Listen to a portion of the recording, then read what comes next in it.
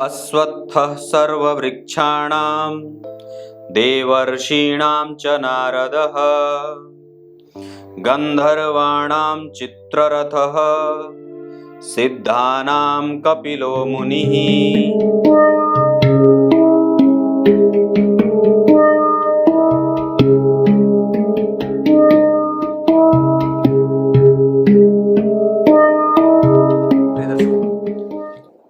नमस्कार, एक बार फिर से उपस्थित हूँ आप सबके सामने विश्लेषण जन्म कुंडली का इस कार्यक्रम के अंतर्गत मंगलवार के बाद बुधवार के कार्यक्रम में आपको मिलाने वाला हूँ पाली राजस्थान के एक ऐसे व्यक्ति की कुंडली जिनका नाम है भरत राठौड़।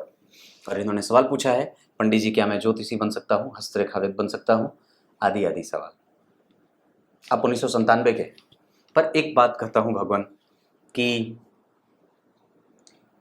भगवान शंकराचार्य ने बात कही है कि अगर बेरोजगारी जैसी कोई बात है तो वो सिर्फ इसलिए है क्योंकि हम वर्ण व्यवस्था के आधार पर बेरोजगार हो रहे हैं, क्योंकि हम उसका पालन नहीं कर रहे। एक ब्राह्मण जो है वो क्षत्रिय का काम उठा लेता है, एक क्षत्रिय जो है वो वैश्य का काम उठा लेता है, एक वैश्य जो है वो शूद्र का काम उठा लेता है, और किसी को किसी के कार्यक्षेत्र में किसी भी तरीके से अतिक्रमण का कोई अधिकार नहीं है। मैं आप लोगों को बात बताऊं तो आप राठौर हैं, राठौर तो क्षत्रिय होते हैं। राठौर जी, भरत जी, अगर आप सुरक्षा की अगर कुछ करना चाहते हैं तो आप पिछले 5 महीने उठा करके देख लीजिए आपके राजस्थान की क्या स्थिति है। सरकार चलाना किसी सरकार के वश की बात नहीं होती, एक क्षत्रिय की बात होती है। राजा तो क्षत्रिय ही बने हैं हर बार, राजा तो क्षत्रिय ही बने हैं हर बार। और प्रधानमंत्री उसका जो रहा है वो कौन रहा है? ब्राह्मण ही रहा है। वित्त मंत्री कौन रहा है? उसके ब्राह्मण ही रहे हैं। पुरोहित कर्म कौन किया है? ब्राह्मण ही किया है। तो अगर कुछ कर सकते हैं तो ये कर लीजिए कि आपकी शोभा यात्रा पे कोई पत्थर और लाठी न बरसाए। सुरक्षा की जिम्मेदारी क्षत्रियों को दी जाती है, दी गई है, तो आप कुछ ऐसा कर लीजिए जिसमें महिलाओं पे कोई अत्याचार न हो, आपके बहन बेटियों पे कोई कुदृष्टि ना डाले। अगर कुछ कर सकते हैं तो भरत जी आप ये कर लीजिए कि आपके आसपास के क्षेत्र में कोई भी हिंसा की घटना ना हो और आपकी तलवार की चमक से जो है वो सब लोग शांत हो जाए। कुछ ऐसी काम कर सकते हैं तो कर लीजिए। अन्यथा तो ज्ञान देने के लिए तो यहाँ पे कितने ज्योतिषी भरे पड़े हैं जो अपने ब्राह्मणत्व का जो है वो प्रतिदिन दुरुपयोग कर रहे हैं। हाँ, पर अगर आपको लगता है कि निस्संदेह आप इस काम में बहुत अच्छे पारंगत हो सकते हैं, पर मैं इसमें आपको सिर्फ ज्ञान रखने की बात कहूँगा। स्पष्टतया मैं बोलने के का पक्षधर हूँ और मैं कभी भी किसी के दबाव में आकर के नहीं बोलता, ये मेरी सबसे अच्छी आदत है। तो मैं ये नहीं कह सकता कि आप मेरे काम में हस्तक्षेप करिए, क्योंकि वर्ण व्यवस्था ये कभी भी अधिकार नहीं देती। क्षत्रिय का काम शासन चलाना है, वो प्रधानमंत्री बनेगा, वो मुख्यमंत्री बनेगा, वो किसी देश का राजा हो सकता है। वो क्यों आ गया ब्राह्मणों के काम में? ब्राह्मण का काम है 2 रुपए की नौकरी ना करे, वो ज्ञान देता रहे, जैसे जो मिल जाए बांट करके खा ले, और समाज को दिशा निर्देश देता रहे, राजा को बताते रहे कि ये चीज इस कानून की आवश्यकता है, इस चीज को यहाँ पे पालित करने की आवश्यकता है। ब्राह्मण का काम ये रहा है। आप ज्ञान देने वाले नहीं, आप तो बस उसका आप राजा बन जाओ। मैं आपका मंत्री बनने को तैयार हूं, पुरोहित बनने को तैयार हूं। बात बड़ी गंभीर है, क्योंकि हमारे यहाँ बेरोजगारी सिर्फ इसलिए है क्योंकि मशीनीकरण, और दूसरा हमने एक दूसरे की काम में टांग अपनी अड़ाई है। ब्राह्मण जो है वो मुर्गे की दुकान कर देता है, मछली की दुकान कर देता है, मुर्गी पालन बोल दिया जाता है, मछली पालन बोल दिया जाता है। सोच के देखो कितनी मतलब शब्दों के साथ कितने जो है वो राजनीति दिव्य खेल रचे गए हैं। मुर्गी पालन, पांडे जी मुर्गा दुकान, पांडे जी ये दुकान। मेरे ही आसपास में कितने दुकान, आपको आ जाओ कभी घुमा दूंगा जहाँ मैं रहता हूँ। तो ये स्थिति है। तो कहीं ना कहीं ये पतन जो है वो आपको लेके जा रहा है। मैं ये नहीं कह रहा, मेरे कहने का मतलब कभी भी ये ना स्वीकार करिएगा कि मैं आपको मना कर रहा हूँ। निस्संदेह ये ऋषियों की विद्या है, इसे जानना सबके सब, कोई इसमें ऐसा नहीं है कि आप नहीं जान सकते, आप नहीं पढ़ सकते, पर फलादेश करने का अधिकार तो सिर्फ ब्राह्मणों को है। और सिर्फ वही ब्राह्मण ये काम कर सकते हैं जो अपने ब्राह्मण व्रत का पालन करते हों, जो संध्या तर्पण यज्ञ दान होम आदि करते हों। अन्यथा उस ब्राह्मण को भी कोई अधिकार नहीं है जो किसी भी तरीके से अपने ब्राह्मणहीनता का कई बार अपने जीवन में परिचायक हो जाता है या परिचय दे देता है।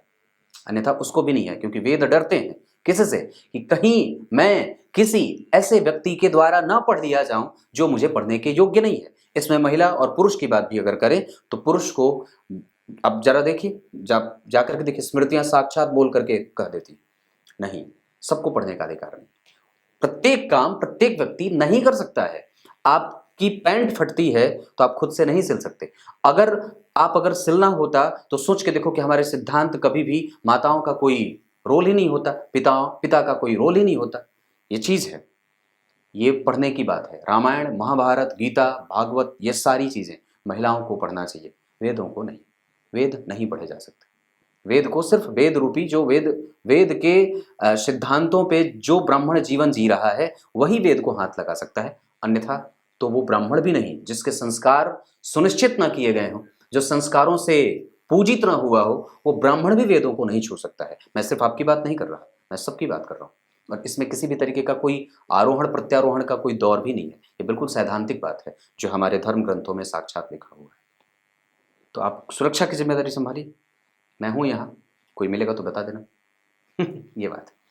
आइए, ज्येष्ठ माह में जन्मे हैं और दक्षिणायन में जन्मे हैं, वर्षा ऋतु में जन्मे हैं, कृष्ण पक्ष के त्रयोदशी को जन्मे हैं, रोहिणी नक्षत्र शूल योग में जन्मे हैं। अब एक एक करके आपको धीरे से आपके कान में ये बात कहता हूं, निकट आइए मेरे, एकदम पास आ जाओ। आषाढ़ और ज्येष्ठ माह में जन्मे हैं, घर से दूर भागी। शायद इस वजह से आपको सफलता ना मिलती हो क्योंकि आप घर के निकट बैठे हैं। दूर निकलिए, घर रहेंगे तो पैसे बचा नहीं पाएंगे भगवान। और एक बात है, दक्षिणायन में जन्मे हैं, मति बुद्धि को थोड़ा और भी बेहतर करने की आवश्यकता है कि मैं इसको और भी ज्यादा ग्लोरीफाई कैसे कर सकता हूं, इसको और भी ज्यादा मैं मजबूती कैसे दे सकता हूं, इस काम पे मैं और भी ज्यादा अपनी धार कैसे मजबूत कर सकता हूं, चाहे कोई भी काम करते हो। वर्षा ऋतु में जन्मे हैं, दिमाग में विचार बहुत सारे बनते हैं, इस पर ठीक कैसे किया जा सकता है, इन सब का उपाय मैं दूंगा। पर वस्तुतः आप इन सब चीजों पे मानसिक रूप से काम कर सकते हैं। क्रियात्मक रूप से आपकी पद्धति इस चीज पे फोकस करनी चाहिए कि आपको ये करना है। और वस्तुतः कृष्ण पक्ष के त्रयोदशी तिथि के जन्मे हैं, मैं तो भरोसे से युक्त नहीं हूं कि आपका दिमाग एक जगह टिकेगा, क्योंकि ये टिकने वाला नहीं है। कृष्ण पक्ष के त्रयोदशी के जो चंद्रमा होते हैं वो पापक हो जाते हैं, जो भटकाते हैं, वो डमरू की तरह हो जाता है, व्यक्ति हमेशा बचता रहे और वो जिसके हाथ में रहेगा वो हमेशा बचता ही रहेगा। तो मैं यहाँ पे आपको सबसे पहले ये बताना चाहता हूं कि इस चंद्रमा को ठीक करने के लिए आपको भगवान शिव की शरणागति लेनी होगी। भगवान भोलेनाथ की शरणागति लीजिए, चंद्रमा की पूजा करिए, शिव जी के मंदिर का दर्शन करिए, उनके मंदिर को धोया करिए। चंद्रमा को ठीक करने के लिए गाय को फल खिलाया करिए, रविवार को तरबूज, फल, अनाज, अन्न कोई दान करिए, ब्राह्मण की पूजा आदि आदि चीजें आप कर सकते हैं। जितना ज्यादा धार्मिक कृत्य होगा उतनी कुंडली मजबूत होगी। जन्मे तो आप बुधवार को हैं, इस वजह से आपका ध्यान इधर बार बार जा रहा है, पर इसके अतिरिक्त आप और भी कई सारे क्षेत्रों में जा सकते हैं, जैसे आगे बताऊंगा। रोहिणी नक्षत्र में जन्मे हैं, इस वजह से भी व्यक्ति बैठ करके पैसे कमाना चाहता है। आप पढ़ाने का काम कर सकते हैं, पर वस्तुतः हम अगर पूरे तरीके से जहाँ इस जीवन में, जहाँ हम इस धरा पे अभी जो समकालीन जो समय चल रहा है, इस समय पे वर्ण व्यवस्था की बातें बिल्कुल ही ध्वस्त हो जाती हैं, जहाँ पे आप बिल्कुल चाह के भी नहीं जी सकते और चाह करके भी नहीं रह सकते। ये बात यहाँ पे, क्योंकि रोहिणी नक्षत्र में जन्मे हैं तो कुछ कुछ आपका प्रभाव ऐसा रह रहा है। आपका जो योग है वो गंड योग में गर कर्ण, वैश्य वर्ण और मनुष्य गण के जन्मे हैं। वस्तुतः आप थोड़े राजसिक हो, इस वजह से राजाओं की भांति जीने का प्रयास करना चाहिए और अपने अंदर से जो भी भावनाएं बन रही हैं, आपको सबसे पहले उस पर काम करने की आवश्यकता है। मैं यहाँ पे आपकी कुंडली में चंद्रमा को कमजोर समझता हूँ, जिसके कारण वैचारिक जो मतभेद हैं वो स्वतः ही व्यक्ति के दिमाग में बनते रहते हैं। विचारों की उत्पादक क्षमता बहुत ज़्यादा होती है। इस वजह से व्यक्ति कंफ्यूज होता है कि उसे करना क्या है। वो काम जहाँ से वो शुरू करना चाहता है, दरअसल वो कई बार उसमें इनिशिएटिव नहीं ले पाता है, वो रुक सा जाता है, उसके काम प्रसन्नचित्त मन से शुरू नहीं होते। क्लियर है? आपको सबसे ज्यादा काम अपने चंद्रमा पे करने की आवश्यकता है, जिसके कारण ही कई बार आपके काम रुकते हैं और जिसके कारण ही आपके काम में कई बार सेंध लग जाती है, जिसके कारण ही आपके काम प्रभावित होते हैं। क्लियर है? अब आइए आपको मैं आपकी कुंडली पे लेके आता हूँ। यहाँ सबसे पहले मैं बताऊं, ये कर्क लग्न की कुंडली है प्रभु, और कर्क लग्न की कुंडली जो है वो चंद्रमा जो है वो उच्च के बैठे हैं, ऐसी कोई बात नहीं है। पंचम भाव पे उनकी नीच की दृष्टि पड़ी है, जहाँ के अधिपति मंगल देखिए तृतीय भाव में। अब जरा विचार करिए कि चंद्रमा की दृष्टि यहाँ और गुरु की दृष्टि मंगल पे, यानी कि पंचम भाव और कर्क लग्न की कुंडली के सर्वाधिक जो योग कारक ग्रह होते हैं मंगल, कर्क लग्न की कुंडली में मंगल सर्वाधिक योग कारक होते हैं ना, क्योंकि केंद्र के और त्रिकोण के अधिपति होते हैं। तो सर्वाधिक योग कारक ग्रह के अधिपति यानी कि जो मंगल हुए, उस पे भाग्य भाव के अधिपति और छठे भाव के अधिपति गुरु की नीच दृष्टि, नीच राशि में बैठे हैं, जिनका परिवर्तन होने से नीच भंग जरूर होगा, परंतु वो गुरु नीच के हैं और मंगल को देख रहे हैं जो कि दशम और पंचम के अधिपति। अब इसका मतलब होगा कि गुरु तो पहले ही अपने आप को कमजोरी में लेके जा रहे हैं और उस पे शुक्र की दृष्टि से कई बार व्यक्ति को हमेशा ही इस बात का एहसास होते रहता है कि वो सब कुछ कर सकता है, और कई बार उसको ईगो प्रॉब्लम हो जाती है, या कई बार वो अपने वास्तविक स्थिति को सही तरीके से समझ नहीं पाता है। और उसके पीछे का प्रधान कारण ये होता है कि आपकी कुंडली में चंद्रमा कमजोर हो रहे हैं, और ये जो चंद्रमा जब कमजोर हो जाते हैं तो वस्तुतः जरा देखिएगा तो गुरु की दृष्टि चंद्रमा पे है और गुरु की दृष्टि मंगल पे है। गुरु ने सबको देखा है, गुरु की दृष्टि शुक्र पे है, मतलब भाग्य का बल लाभ को भी मिल रहा है, धर्म का बल व्यक्तित्व को भी मिल रहा है, और व्यक्ति के भाग्य का बल पराक्रम को भी मिल रहा है। पराक्रम भाव के अधिपति बुध बनते हैं, वो देखिए 12 में बैठे हैं। वस्तुतः आप पढ़ने पढ़ाने और बैंकिंग सेक्टर में नौकरी कर सकते हैं, फिनांस का क्षेत्र आपके लिए अच्छा हो सकता है, आप गणना करने का काम भी कर सकते हैं। इसके अतिरिक्त आपकी कुंडली में मैं जो बात कहूं उसके आधार पर आप व्यवसाय या कोई भी ऐसा क्षेत्र जो आप लोगों के आपके पूर्वज करते आए हों, जो आपके पूर्वज करते आए हों, वो आप काम कर सकते हैं। आपकी कुंडली के आधार पर आप, अगर आपके पास जमींदारी है या आपके पास अगर जमीनें हैं तो आप खेती बाड़ी का काम बहुत अच्छे तरीके से कर सकते हैं। उसका सिद्धांत मैं यहाँ नहीं बता सकता, नहीं तो लोग चयनित करने लगेंगे अपने से ही, जो कि गलती हो जाएगी। पर ये जो मैं स्थिति देख रहा हूँ इसके आधार पर आप खेती बाड़ी का काम बहुत अच्छे तरीके से कर सकते हैं। ये काम भी आपकी कुंडली में बनता है। उसके अतिरिक्त आपकी कुंडली में मैं एक बात कहूँ तो आप अनुभवी हैं।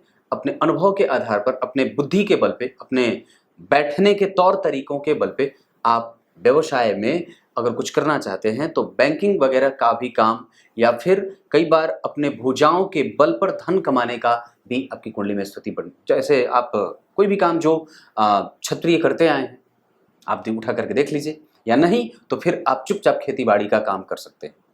उत्पादन क्षमता आपकी अच्छी है, आप जो छू देंगे वो सोना हो जाए। हो सकता है मैं छू दूं तो वो मिट्टी हो जाए, हो सकता है आप छू दें तो सोना हो जाए, और ये बात 100% आपकी कुंडली पे लागू हो रही है। इस पे ध्यान देना चाहिए।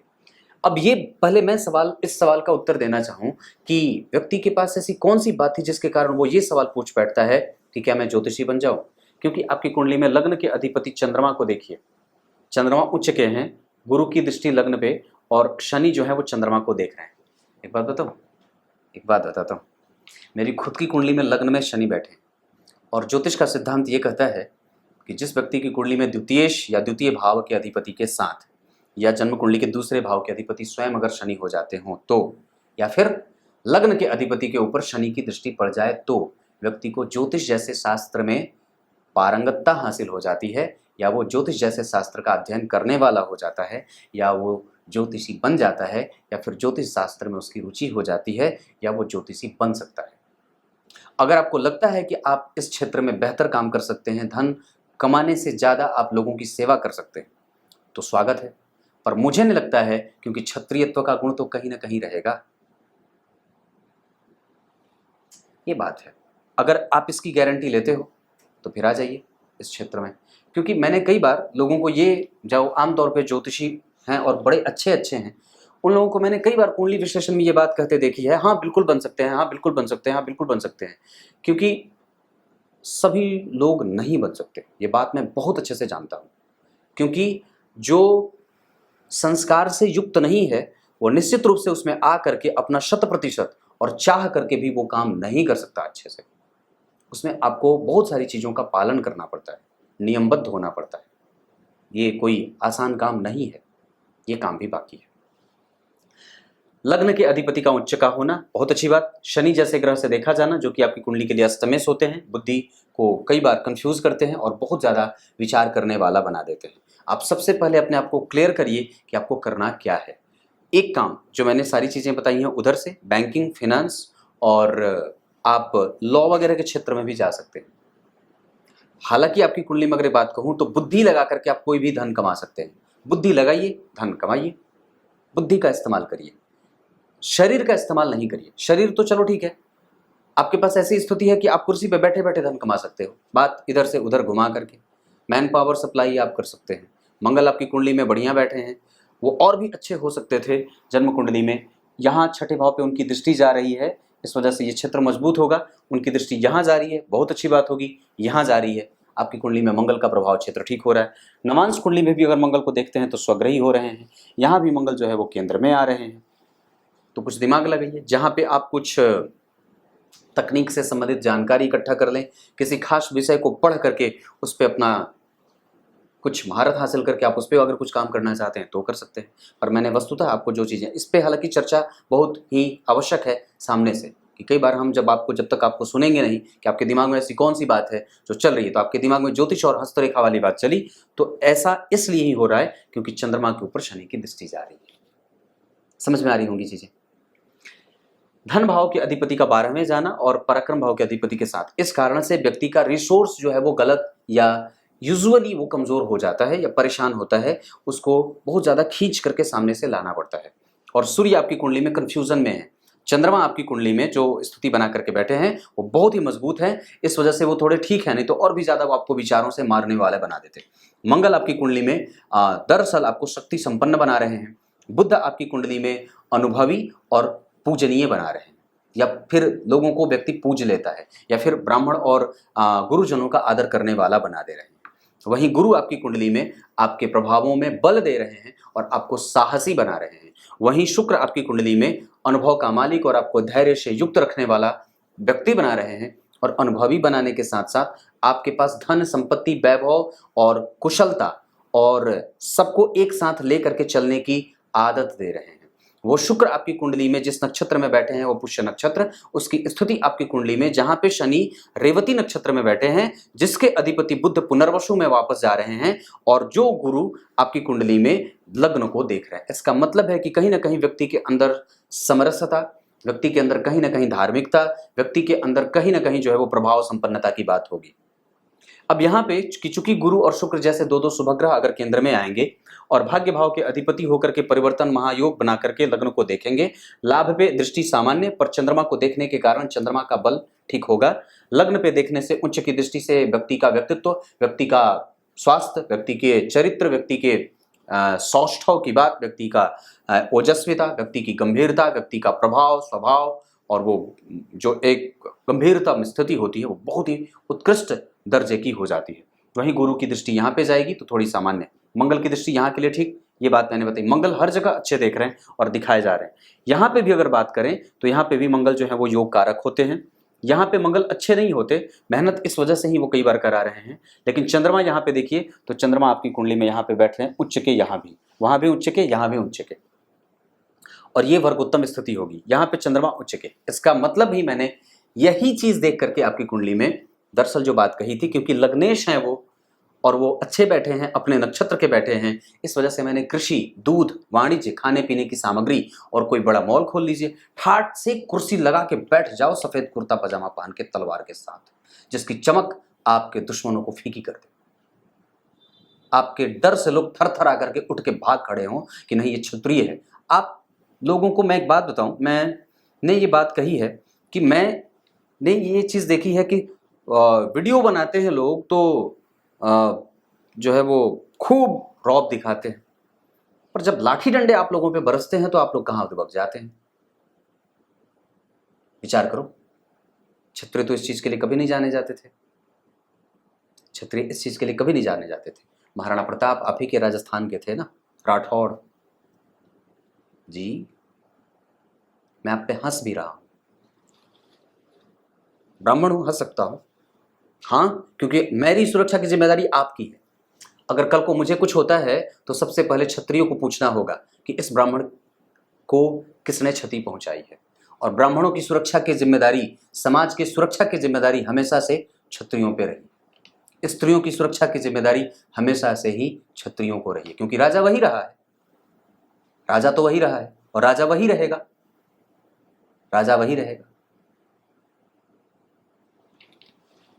मध्यकाल के इतिहास की बात नहीं कर रहा मैं, पीछे जाइए, पीछे जाइए, पीछे जाइए, पीछे जाइए, पीछे जाइए, राजा राम पे जाके रुक जाइए। क्योंकि ब्राह्मण स्वयं अपने घर की प्रतिमा में राजा राम की मूर्ति ही लगाता है, जो साक्षात सूर्यवंशी थे। ब्राह्मण अपने घर में आज भी भगवान कृष्ण की, ठाकुर जी की पूजा करता है, जो यदुवंशी थे।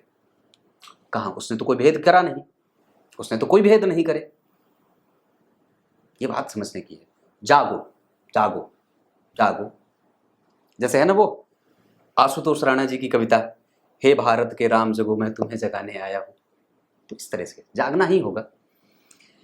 अब आइए, आपको मैं आपके पराक्रम पे लेके आता हूं। यहाँ के अधिपति हैं, वो 12 में बैठे हैं। भगवान ये सुप्त ना हो पर सुप्त है। पराक्रम के अधिपति, एक क्षत्रिय की कुंडली अगर सुप्त हो जाए बुध, तो दरअसल अब बुध सुप्त हो जाएंगे तो क्या होगा, दरअसल अस्त होंगे तो। अब मैं आपको एक बड़ी गंभीर बात बताता हूं। जब बुध सुप्त हो जाएंगे तो 12वां भाव सुप्त हो जाएगा, सुसुरसा का क्षेत्र सुप्त हो जाएगा। ये दरअसल अब व्यक्ति सेवा करने से भागने लगेगा और सिर्फ आत्म केंद्रित हो जाएगा। बुरा लगा होगा तो माफ करना, क्षमा कर देना। पर तृतीय भाव अगर सुप्त हो जाए तो व्यक्ति का पराक्रम नुकसान में जाता है और उसके पराक्रम पे संदेह खड़ा हो सकता है, वहां पे प्रश्न चिन्ह लग सकते हैं और वो लंबी लाइन के बाद एक नीचे डॉट भी पड़ जाता है, जो लाइन बंद है, आगे नहीं बढ़ेगी। मतलब सबसे पहले गणेश जी के मंत्रों का जप या तो करिए और खुद से करिए। इसमें मैं किसी ब्राह्मण को आपके घर पे आने की बात नहीं कहूंगा। यहाँ सिर्फ और सिर्फ आप ही ये काम कर सकते हैं, क्योंकि वस्तुतः जब आप पूजा करने बैठते हैं तो वस्तुतः ब्राह्मण आपके ठीक बगल में पीछे बैठे होते हैं और आगे आप ही होते हैं। और बलि जो है वो ब्राह्मण नहीं देता, क्षत्रिय ही देते हैं। तो किसी भी चीज का दान करना, किसी भी चीज को देना, वो क्षत्रिय के अंतर्गत आता है। विद्या का दान सिर्फ ब्राह्मण कर सकता है, दान धन का क्षत्रिय ही करते आए हैं। तो गणेश जी को चढ़ाइए, पर उनको तो लड्डू पसंद है और 21 दुर्वा पसंद है, और दिन में बुधवार आपका जन्म हुआ है, बुधवार का दिन है, पसंद कर लो और चढ़ा दो। आप 1997 के हैं, मुझसे छोटे हैं, तो ये बात मैं कह सकता हूँ और अधिकारपूर्ण तरीके से कह सकता हूँ। आगे बढ़ो। ये मतलब ग्रह जब अस्त हो जाए तो हमें ये नहीं सोचना चाहिए कि वो अब अस्त हो गया तो वो संपूर्ण अस्त हो गया, ऐसा नहीं है। वो अस्त हो गया इसका मतलब है कि वो उसके कारक क्षेत्रों में कमजोरी नहीं आएगी, दरअसल वो उस भाव का प्रभाव कमजोर कर देगा। मतलब वो अब आपके 12वें भाव के प्रभाव क्षेत्र को कमजोर करेंगे और तीसरे भाव के प्रभाव क्षेत्र को कमजोर करेंगे, जिसके कारण ही मैंने ये बात कही थी कि व्यक्ति की कुंडली में सुसुरसा का भाव, सेवा का जो भाव होता है वो कमजोर हो जाता है, क्योंकि वो यहाँ के अधिपति हैं। और वस्तुतः आपकी कुंडली में पराक्रम, जो आप पराक्रम करते हैं, जो आपका रिसोर्स है, उसका कई बार गलत तरीके से इस्तेमाल हो जाता है या फिर वो बहुत ज्यादा खर्च हो जाता है। जितना लगना चाहिए, जितनी ऊर्जा आपको जिस काम के लिए देनी चाहिए उतना आप देते नहीं है। कई बार उसमें अल्टरनेटिवली जो है वो कई बार बहुत ज्यादा कभी कम, बहुत ज्यादा कभी कम, वो एक जैसा नहीं है, वो कंटिन्यूअस नहीं है। मतलब उसमें जो है ना कंसिस्टेंसी नहीं है। मैं अभी ये चीज आपको इतना ही बताना चाहूंगा कि आप इसमें गणेश जी की पूजा, विष्णु सहस्त्र नाम का पाठ या गणेश संकटनाशक स्तोत्र का पाठ या गणपति अथर्वशीर्ष का पाठ आप कर सकते हैं। उसमें भगवान गणेश की पूजा ब्रह्मांड नियंता के तौर पे करी गई है। ब्रह्मांड का पालक और ब्रह्मांड का निर्माणकर्ता, उनको मान करके उनकी आराधना करी गई। क्लियर है। पंचम भाव के अधिपति इस कुंडली के लिए बनते हैं मंगल, और दशम भाव के अधिपति योग कारक त्रिक भाव में बैठे हैं, पर मंगल पापक ग्रह होकर के भी खराब नहीं बैठे हैं। अगर पापक ग्रह के बैठे हैं, यहाँ बैठे हैं, तो थोड़ी सामान्यतः समस्या थोड़ी सी है, पर उनकी स्थिति यहाँ के लिए थोड़ी अच्छी नहीं है। मतलब वो यहाँ बैठे हैं, पर वो जिस भाव के अधिपति होते हैं ना, जैसे ये यहाँ के अधिपति का यहाँ जाना, ये कई बार आपको खुद का काम करने पे मजबूर कर देंगे। यहाँ के अधिपति होकर के बैठे हैं तो कई बार संतति से दूरी या वैचारिक मतभेद बना रहे, व्यक्ति को प्रेम मिलता ही नहीं है। पर वस्तुतः चंद्रमा की दृष्टि नीच की पड़ जा रही है। इस भाव पे किसी भी शुभ ग्रह का कोई प्रभाव है नहीं। इस भाव से चतुर्थस्थ केंद्र में राहु बैठ गए, इस भाव से चतुर्थस्थ केंद्र में केतु बैठ गए, इस भाव से तृतीयस्थ के गुरु बैठ गए, जो कि नीच के हो जा रहे हैं। इस भाव का प्रभाव कमजोर हो जा रहा है। ये बात है, समझ में आ रही होंगी चीज? क्लियर है। सप्तम छठे भाव के अधिपति और भाग्य भाव के अधिपति गुरु जन्म कुंडली में बैठे हैं नीच के, परिवर्तन में है, इस वजह से राजयोग बनेगा और निस्संदेह वो आपकी कुंडली में परिणाम देने वाले बनेंगे। उनका कुछ प्रभाव पीछे शिफ्ट करेगा, मतलब इधर। अब इसका मतलब होगा कि ये वक्री हो जाएंगे, और यहाँ पे जरा देखिएगा तो गुरु जो है वो यहाँ कन्या के और यहाँ गुरु जो है वो शुक्र के साथ बैठ रहे हैं। आप अनाज का कारोबार भी कर सकते हैं। सफ़ेद चीज़ों का कारोबार, दूध, दही, मिष्ठान भंडारे के हैं रोहित नरवाल, मेरे बड़े अच्छे हैं। चंडीगढ़ के हैं वो, चंडीगढ़ के हैं नहीं, सोनीपत के। उनकी जलेबी विश्व प्रसिद्ध है, वो इतनी बड़ी बड़ी जलेबियाँ बनाते हैं। मुझे उन्होंने दिया था, मैं एक बार उनके यहाँ हो आया था, तो इतनी बड़ी जलेबी, एक जलेबी जो है वो 1 किलो की होती है। बड़े प्रसिद्ध हैं वहाँ के वो, और व्यक्तित्व तो उनका बड़ा विशाल है, बड़े ज़बरदस्त व्यक्ति के हैं। इतनी बड़ी संपत्ति के मालिक और इतने बड़े धनाढ्य और इतने बड़े पद पे होने के बावजूद नौकरी भी करते हैं, पर कभी भी उन्होंने आज तक जी जी के अलावा मेरे सामने कुछ नहीं बोला है। जी पंडित जी, जी पंडित जी, जी पंडित जी, जी पंडित जी, इससे ज़्यादा उन्होंने आज तक कुछ भी नहीं बोला है। ये बात है। तो जो लोग होते हैं जो वास्तव में ऊंचे होते हैं, और कितने अच्छे अच्छे, मतलब आप लोगों को मैं क्या बताऊं, एक हैं, नाम तो नहीं बताऊंगा, बड़े हैं वो, पर बड़े हैं क्या मतलब, बड़े उस मामले में नहीं कि बड़े हैं, बड़े हैं वास्तव में वो बड़े हैं। और वो भी उनको भी मैंने देखा है कि जब कभी भी आशीर्वाद पंडित जी, आशीर्वाद पंडित जी, इस तरीके का भाव। तो मेरे कहने का मतलब ये नहीं कि वो मेरी जो है वो मुझे ऐसा अच्छा लगता है, ऐसा नहीं है। दरअसल उन लोगों के अंदर आदर कितना भरा है, जो व्यक्ति के अंदर भरा रहेगा वही तो वो देगा। तो मैं इसमें अपनी प्रभुता स्थापित नहीं कर रहा, और मैं ये नहीं कर रहा कि लोग मुझे आदर दें, ऐसा नहीं है। मैं दरअसल उस व्यक्ति को कितना महान मान रहा हूं कि जिसके अंदर इतने भाव भरे हैं, जो मेरे जैसे छोटे व्यक्ति को, जो उससे उम्र में कम से कम अगर छोटा होगा तो 40 साल तो छोटा होगा, 40 साल तो छोटा होगा, और उस व्यक्ति को 30 साल तो छोटा होगा, कम से कम इतना छोटा होऊंगा मैं उन लोगों से जिनकी बात कर रहा हूं। पर जी पंडित जी और आशीर्वाद पंडित जी के अलावा वो लोग कुछ भी नहीं बोलते, इतना आदर देते। तो ये क्या ब्राह्मण को आदर देते हैं? नहीं, ऐसा नहीं है वो, क्योंकि अलग बात है कि वो किसी को दे रहे हैं, पर उनके अंदर कितना भाव भरा है, व्यक्ति भरा हुआ है गंभीरता से, धन से, लक्ष्मी भरी पड़ी है तो आदर है। जब आदर देना बंद हो जाए तो समझ लो कि लक्ष्मी जाने लगेंगी। ये बात है, तो ये बात है। अब उसके बाद सप्तम भाव पे आते हैं। सप्तम भाव के अधिपति और अष्टम भाव के अधिपति शनि इस कुंडली में अच्छे नहीं होते। इस कुंडली के लिए पश्चिम दिशा अच्छी होगी, 2 तारीख अच्छी होगी, सोमवार और शुक्रवार का दिन अच्छा होगा। आपकी कुंडली के लिए मंगलवार भी चुन सकते हैं, ऐसा नहीं है। उसके अतिरिक्त आपके लिए वायव्य कोण अच्छी रहेगी, या पश्चिम दिशा की तरफ आगे बढ़ जाइए। आपकी कुंडली के लिए मीन राशि और वृश्चिक राशि के लोग अच्छे होंगे। बच के रहना होगा मिथुन, सिंह, तुला, धनु, कुंभ और मकर, इन लोगों से बच के रहिएगा। आपकी कुंडली के लिए धन कमाने के लिए अगर बढ़ना चाहते हैं तो उत्तर दिशा की तरफ बढ़िए। अगर व्यवसाय स्थापित करना चाहते हैं तो उत्तर दिशा की तरफ बढ़िए। आपकी कुंडली अच्छी है भगवान, बहुत अच्छी है प्रभु जी। अष्टम भाव और शनि जो है वो जन्म कुंडली में कहाँ बैठे, देखो भाग्य में बैठे। अष्टम और सप्तम के अधिपति होकर के भाग्य में बैठे, नक्षत्र रेवती का पकड़ा है, और वो रेवती के अधिपति बुध स्वग्रही, जिन्होंने गुरु का नक्षत्र पकड़ा है। तो कहीं ना कहीं शनि का संबंध बुध से बना, बुध का संबंध शनि से बना ना, तो क्योंकि नक्षत्र और राशि का संबंध बना, तो ये जो है वो शनि और गुरु के संबंधों में आपको सरकारी क्षेत्रों में भी सफलता के कई बार योग बना रहे हैं। ऐसा इसलिए, बताऊं कैसे, जरा ध्यान से समझिएगा भरत जी। शुक्र जो है वो आपके चौथे भाव के अधिपति हो गए, और गुरु जो हो गए वो छठे भाव के अधिपति हो गए। अब जरा ध्यान से देखिए, मैं आपकी तरफ चेहरा करके बैठा हूं, क्या गुरु ने शुक्र को देखा है? तो बोले हाँ पंडित जी देखा है। ये देख लिया, इसका मतलब समझते हैं भरत जी क्या होता है? भगवान, ये जो बात होगी ये इस बात की तरफ इशारा कर रही है, प्रभु उठा लो सरकार का हाथ, आपके सामने वो पड़ी है। और राजस्थान में तो सरकार की बात करो ही मत, वहां पे तो पता नहीं क्या क्या वो लोग कर देते हैं। तो अभी तो मैं 2-3 जो है वो चीजें देख रहा हूं, तो आपको निस्संदेह जो है वो सरकार से, सरकार को, सरकार के लिए काम करिए, है ना, वो ये काम कर सकते हैं। सरकारी नौकरी का योग आपकी कुंडली में है, सरकार से जुड़ करके कोई काम करना चाहते हैं, टेंडर लेना, अपने भुजाओं के बल पे टेंडर हासिल करना और समाज की सेवा कर देना, समाज के लिए कुछ निर्माण कार्य कर देना, आप कर लीजिए। नवम भाव के अधिपति का जन्म कुंडली में लग्न को देखना, भाग्य का बल रहेगा, पूर्वजों का आशीर्वाद है, आप सबका आदर करना जानते हैं, आप कभी किसी का अनादर नहीं कर सकते, पर पिता का आदर जरूर करते रहिएगा, इसमें उनके संदेह और संबंध खराब मत करिएगा। दशम भाव के अधिपति 12, दशम भाव के अधिपति तृतीय और दशम भाव के कारक गुरु सूर्य 12 में अच्छे नहीं होते, इस वजह से उनके साथ संबंधों का दबाव काम करेगा।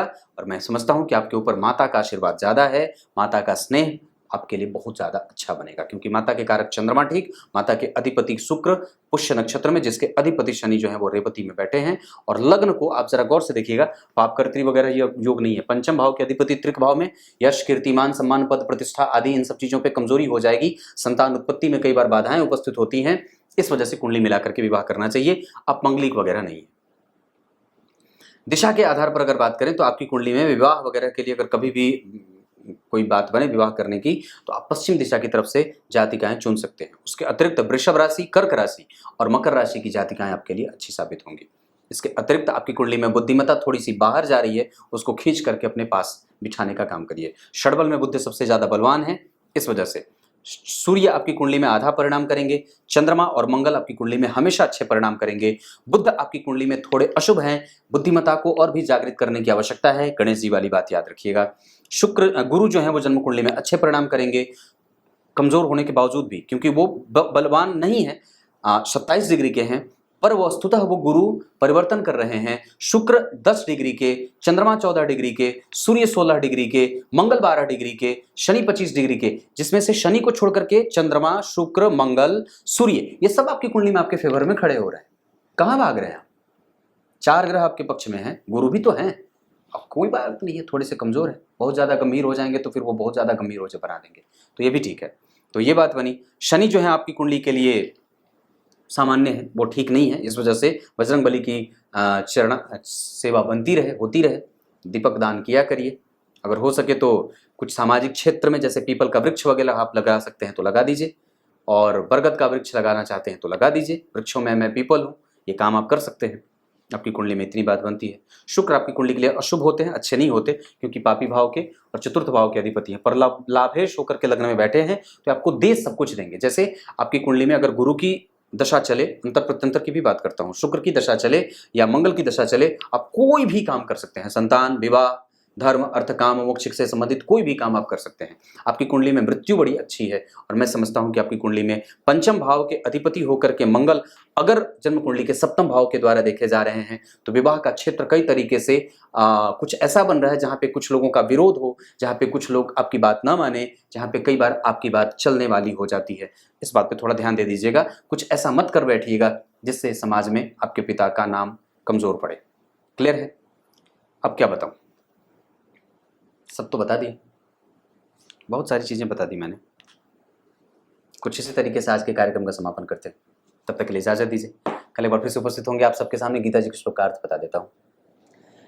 गीता जी के 10वें अध्याय के 26वें श्लोक में भगवान ने बड़ी ऊंची बात कही है, जिसको कि सब लोगों को इंतजार है। क्या है? वृक्षों में पीपल में हूं, गंधर्वों में चित्ररथ में हूं, ऋषियों में नारद में हूं, और सिद्धों में कपिल मुनि में हूं। आप जरा ढूंढ के देखो कि आप अगर एक पीपल का वृक्ष लगा देते हो तो कितनी ऊंची बात है। और सुबह सुबह उठ करके अगर चित्ररथ, गंधर्वों की भांति, गंधर्व कौन? जो सबसे ज्यादा सुंदर हो, गंधर्व की भांति, जिसको सभी विद्याएं आती, सभी कलाओं का जो निपुण, से गंधर्व कहा जाता है। और नारद जी का नाम ले लेने से तो वैसे भी ब्राह्मणत्व की प्राप्ति हो जाती है। कपिल मुनि का नाम ले लेने से व्यक्ति के अंदर समस्त विद्याएं उजागर हो जाती है। जिस तरीके से भगवान ने ध्रुव के कपोल में जो शंख बजाया था, शंख छुलाया था, छुआ दिया था, तो उसके अंदर से, उनके अंदर से समस्त वेद विद्याएं जो है वो प्रकट हो गई थी। और तब उनको पता चला था कि वस्तुतः भगवान जब सामने आते हैं तो उनकी पूजा की जाती है। कुछ इसी तरीके से आज के कार्यक्रम का समापन करते हैं, तब तक के लिए इजाजत दीजिए। कल एक बार फिर से उपस्थित होंगे आप सबके सामने। भगवान भरत जी, आपकी कुंडली मैंने देख ली है, और मयंक सुंदरम जी, आपकी कुंडली भी मैंने देख ली है। अब पता नहीं कौन सा कार्यक्रम आपने देखा है या नहीं देखा है, पर जाकर के देख लीजिएगा। तब तक के लिए बहुत बहुत नमस्कार।